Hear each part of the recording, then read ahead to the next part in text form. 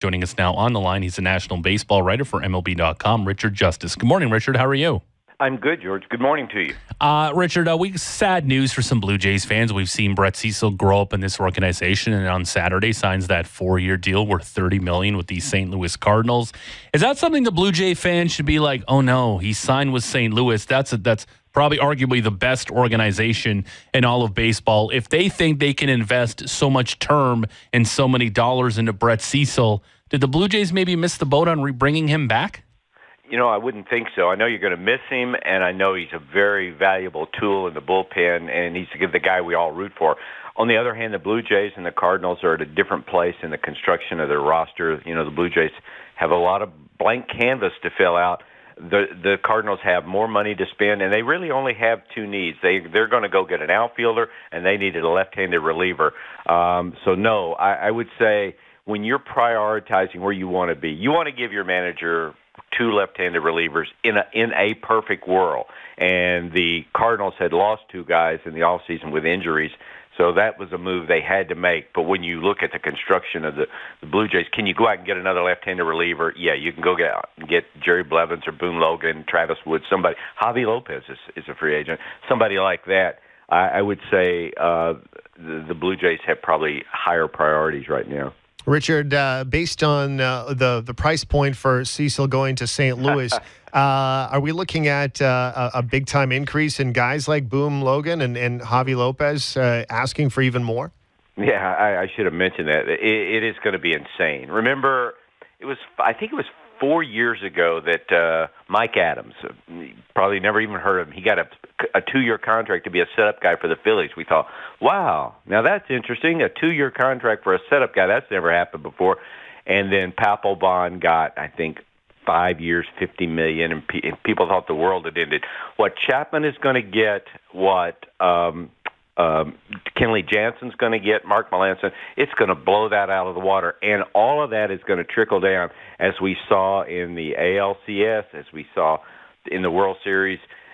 Teams now are going to try to bulk up their bullpens, you know, to get an Andrew Miller and to get a guy you can bring in, not in just the ninth inning or the eighth inning, but they're going to try to give their managers options all the way back to the fifth or sixth. And that's become. And the other thing is going to be, I think you're going to see more and more young starters being used as middle relievers.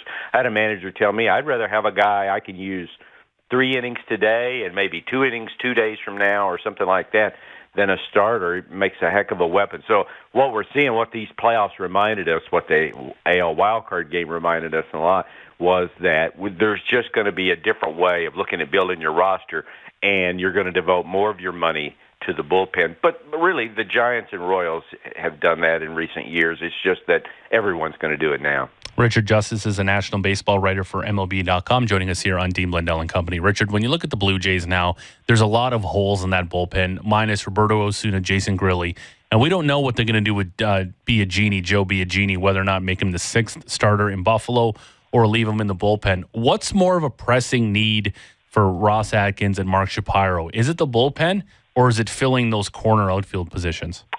Yeah, I would say it was probably you got to take care of the outfield first. I think there's a lot of free agent relievers out there. You can move your starters in and out. You can do things like that. Biagini, turned into quite a weapon for them. So, yeah, I think you got to figure out. It's going to be, what do they start with, 10 free agents? It'll be interesting to see what it looks like when it's all done. And what we don't know is, what do they think of Dalton Pompey? What do they think of Carrera? What do they think? Where do they think Melvin Upton? What would his role be? Things like that. So, and I know Mark Shapiro's way of doing business enough that he does believe that you have to start to move your kids into your lineup. That at points along the way, you have to make difficult decisions, and maybe that's what we're seeing with Encarnacion, and who knows with Bautista. Richard, who is available to fill those corner outfield positions that the Blue Jays might want to take a look at? Well, Carlos Gomez, Dexter Fowler can play the corner, Mark Trumbo, Yoenis Cespedes. Those are the high-end guys, and then you get down to the platoon guys. But listen, I know those guys well enough to know that they're going to look, first of all, to all their prospects and just make sure, when will Anthony Alford be ready? when will Harold Ramirez be ready?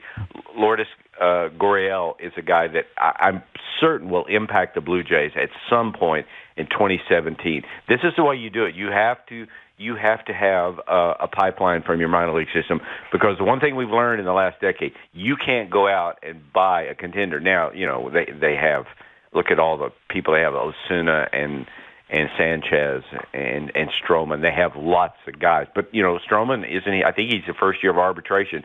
So you have to balance the talent, the pipeline, what you can afford. My guess is they're going to look internally first, but I think the day the playoffs ended, you probably knew you weren't going to be able to afford both Encarnacion and Bautista. So the best case scenario was signing one of those guys. I think Morales takes Encarnacion's spot as much as everybody loves him. I love the guy. And then you just see, can you reach an agreement with Bautista? Where does Edwin end up then, Richard? It's gonna be a great offseason to be Edwin Encarnacion, not just because the hitter he is, because of the kind of man he is, but I think Boston's a leader in the clubhouse. I think the Rangers and Astros are both in it. I think the Yankees are going to kick the tires. But I think with a lot of those guys right now, what he's seeking, no one's going to do. I mean, 5 years, who knows? You never know what to believe. I know the agent wants as much money as they can. So I think the market, I think everybody's, and especially in the case of the Yankees, I think they're willing to just let the market come back. Because as you look at Encarnacion, we'd love to have him, blah, blah, blah, but we can get Carlos Beltran on a 1 or 2 year deal.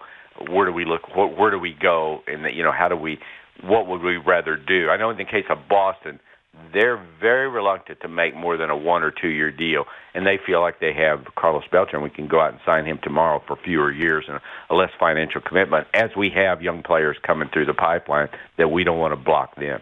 Do you see a scenario, though, where Edwin takes less than a 4 year deal? Well, Edwin's going to take what Edwin's going to take. I think the Rangers will offer 4. And so does that make them the leader?